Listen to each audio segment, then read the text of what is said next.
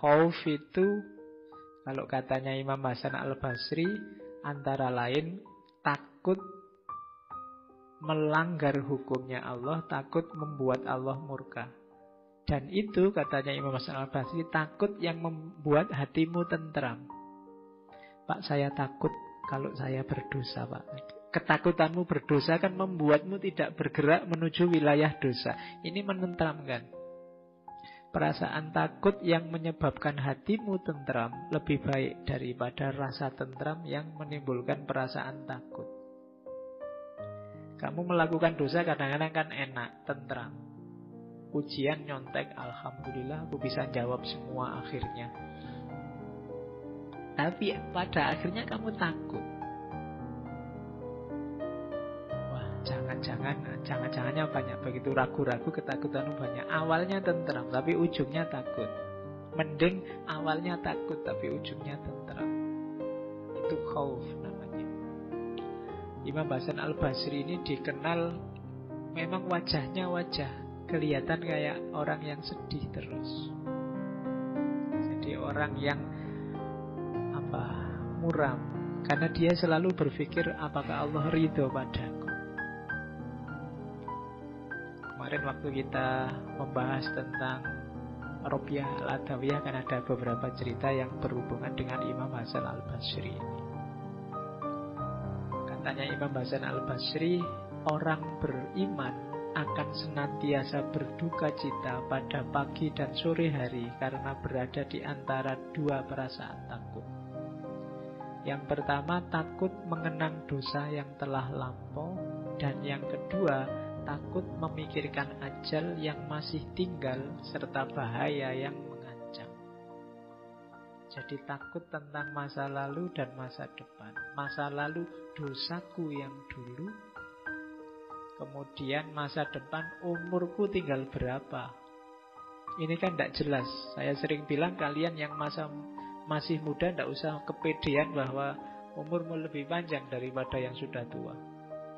Jatah itu sudah tidak bisa dibantah lagi, rahasianya Allah.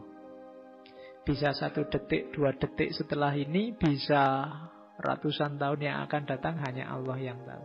Kalau kamu menunda-nunda bertobat, menunda-nunda beramal baik, apa jaminannya bahwa usiamu masih panjang? Jadi orang yang beriman itu harus punya rasa takut. Tidak boleh tidak ada takutnya sama sekali. Yang ketiga, paling tidak takut setelah mati, takut kiamat dan lain sebagainya. Takut itu katanya Imam Hasan Al-Basri ada beberapa jenis. Dulu ini pernah saya sampaikan di waktu kita ngomong tentang fear, philosophy of fear.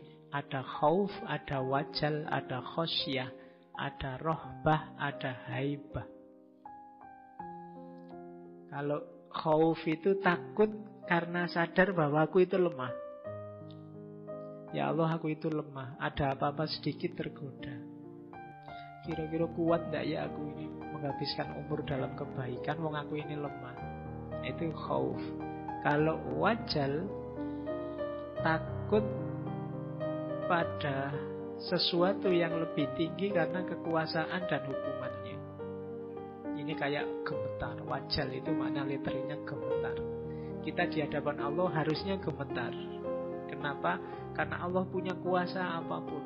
Beliau punya kuasa atas pahala, dosa, hukuman. Ini namanya wajal. Kayak kalian habis melanggar apa, terus dulu waktu SMA dipanggil guru BP, terus kamu gemeteran sebelum masuk ruangan, itu wajar. Atau kalian waktu salah apa sama dosennya, apa males tanda tangannya, apa terus dipanggil, itu wajar. Karena kamu tahu beliau punya kuasa atas diri untuk memberikan hukuman. Ada lagi khosyah. Khosyah ini takut yang sangat besar. Yang ini nanti pangkalnya, awalnya iltija. Iltija ini terus yang membuatmu ingin berlindung pada yang punya kuasa. Itu namanya khosyah. Kamu takut dipukul kakakmu waktu kecil, terus kamu lari-lari nyari ayahmu apa ibumu untuk berlindung. Itu namanya khosyah. Ada rohbah. Rohbah itu enggan lari dari sesuatu yang tidak disukai. Rohbah itu lawannya rohbah. Kalau rohbah itu suka, kalau rohbah benci. Jadi takut yang membuatmu benci itu rohbah. Ada yang ngejar-ngejar kamu sampai kamu takut, ini jangan-jangan mau ganggu aku ini. Terus kamu lari, itu namanya rohbah. Ada haibah. Kalau haibah ini takut karena merasa kalah level. Kalau sama Allah, ya Allah yang maha besar, maha tinggi, kita takut dan gentar. Pertandingan kok level RT melawan Barcelona atau Madrid misalnya, wah itu haibah namanya. Sebelum tanding sudah kalah duluan. Itu namanya haibah. Oke, jadi ada khauf, ada wajal, ada khosyah, ada rohbah, ada haibah. Kita harus punya ini. Orang Jawa menyebutnya wong iki ya kudu duwe wedi. Nek gak roh wedi, kalau ndak tahu rasa takut, hidupmu akan susah sendiri. Karena yang bisa ngerem hal-hal yang buruk dalam hidup kita itu khauf. Kalau kita ndak takut sama sekali, malah membahayakan hidup kita. Paling tidak takutlah ini. Katanya Imam Hasan Al-Basri, kita tertawa, kita merasa puas. Padahal bisa jadi Allah menengok amal-amal kita, kemudian berfirman, aku tidak menerima amal kalian sedikit pun. Oh, ini paling menakutkan. Kalian sudah merasa jadi anak soleh, merasa saya rajin ngaji loh Pak, tahajud juga lumayan, duha tidak pernah terlambat. Kalian kan puas, merasa aku soleh beneran, surga ini mesti aku surga. Kan kamu gitu terusan. Temanku apalagi, temanku itu sholatnya aja masih bolong-bolong, itu kan surga. Kita tertawa. Padahal bisa jadi Allah menengok amal kita, kemudian berfirman, semua amalmu tidak ada yang aku terima. Itu mengerikan, itu sudah. Paling tidak takutlah ini, karena Allah yang kuasa atas ini. Banyak amal-amal besar dari orang-orang besar yang mengakibatkan kecelakaan hidupnya hanya karena kesalahan-kesalahan kecil. Jadi, seandainya kalian tidak takut apapun, harusnya kalian takut kalau ini terjadi. Allah tidak meridhoimu, tidak menerima amalmu. Meskipun kamu merasa sudah plus, sudah surplus, pahalamu banyak. Saya itu Pak mesti jamaah di masjid Pak, tinggal dihitung. Sekali jamaah 27 kali 5 kali 30, oh, banyak loh Pak itu. Kalau ada kotaan masjid itu paling tidak saya 5.000 atau 10.000. Anggap saja 10.000. Itu pahalanya dilipat gandakan 700.000 kali. 700.000 kalau 10.000, oh banyak. Jadi kalau dosa kecil-kecil sudah nggak ngefek, sudah timbangannya sudah banyak. Misalnya kalian kalkulasi begitu. Padahal nanti Allah, tidak ada yang tak terima satupun amalmu. Oh, itu alamat sudah. Takutlah ini paling tidak wes, seaman apapun hidupmu. Karena ini murni hak prerogatifnya Allah. Jadi ada takutnya, tapi juga ya jangan jadi orang yang putus asa. Tetap harus ada rojaknya. Ada harapan. Percaya pada kemurahannya Allah. Iya, Allah itu memang syadidul iqab, tapi Dia juga Ghafurur Rahim. Kalau terlalu berat di syadidul iqab, jangan-jangan nanti kita putus asa. Kalau putus asa haram. Kalau terlalu berat di Ghafurur Rahim, jangan-jangan nanti kita sembrono, menyepelekan. Jadi harus imbang, khauf dan rojak. Yang kedua, Roja itu husnudzon pada Allah, berpandangan baik pada Allah. Itu husnudzon. Jangan-jangan Allah tidak menerima amalku ya. Nah, ini untuk pancatan biar kamu tidak sembrono. Tapi juga jangan putus asa. Insya Allah, Allah itu sangat sayang pada ciptaannya, jauh melebihi sayangmu padanya. Nah, itu roja namanya. Yang ketiga, dekatnya hati terhadap kelemah lembutan Allah. Yang keempat, senangnya hati terhadap tempat kembali yang baik, akhirat. Jadi hatinya tertambat tidak pada dunia tapi pada akhirat.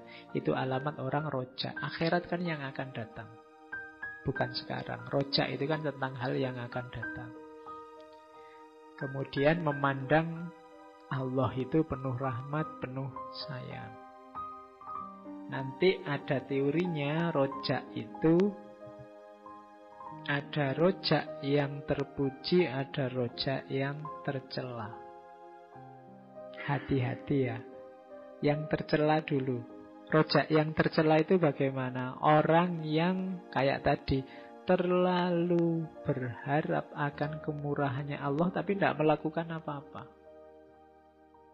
Dosanya oke tapi terus tenang aja. Allah Maha Pengampun. Dosa kayak gini tidak ada apa-apanya. Maafnya Allah itu, ampunannya Allah itu wasiat kulli syai'. Jadi santai aja, jangan stres. Nah, tapi nggak ngapa-ngapain, tetap dosanya dilanjutkan seperti sebelumnya. Ini tercela, nggak boleh. Kalau memang kita merasa lemah, banyak dosa, yang dikedepankan jangan rojaknya, tapi khaufnya. Jadi perjuangannya lewat jalur khauf, meskipun nanti diimbangi rojak. Kalau khauf sudah bisa mendinginkan kesalahanmu, baru kamu rojak. Tapi kalau kamu mengampuni sendiri kesalahanmu, itu kan namanya kamu ampuni sendiri kesalahanmu. Tenang saja, Allah Maha Rahmat, tenang saja, Allah cinta pada kita, itu kan kamu ampuni sendiri. Besok diulang lagi. Nah, itu rojak yang tercela. Atau mengharapkan sesuatu yang besar tanpa kebaikan. Tanpa kebaikan itu misalnya, saya ingin jadi orang soleh loh Pak. Ya kan belajarlah jadi orang soleh. Anda apa kalau Allah menakdirkan nanti kan saya bisa sendiri. Nah, itu namanya rojak yang salah. Karena kalau ingin jadi orang soleh berusaha, belajar, cari ilmu. Nanti Allah yang menganugerahkan hasilnya. Kalau rojak yang terpuji sudah seperti tadi. Jadi melakukan rojak plus amal baik, atau bertobat kemudian berusaha mengganti amal jeleknya dengan kebaikan, baru boleh rojak. Jadi ini memang formula yang harus hati-hati. Makanya kalau digambar itu khauf dan rojak itu harus simultan. Dan dia akan optimal kalau zuhud jadi dasarnya. Jadi kalian bisa khauf dan rojak secara berkesinambungan, tapi landasannya zuhud. Zuhud itu menjauh dari dunia, seperti dijelaskan tadi, menganggap dunia itu kecil, tidak penting. Berarti apa? Kalian khauf itu takut tertipu oleh dunia, takut jatuh cinta oleh dunia, dan rojaknya berharap Allah menyayangimu, membantumu untuk tidak tertipu oleh dunia. Jadi khauf dan rojak didasari oleh zuhud. Ini sebenarnya 3 ajaran utama dari Imam Hasan Al-Basri. Jadi rumusnya ini sebenarnya. Oke, rumus ini diterapkan dalam kehidupan kita. Kalau matematika dasarnya ini, tapi nanti contoh kasusnya hidupmu sendiri-sendiri. Kapan kamu harus khauf, kapan kamu harus rojak, seperti apa formulasi zuhudmu.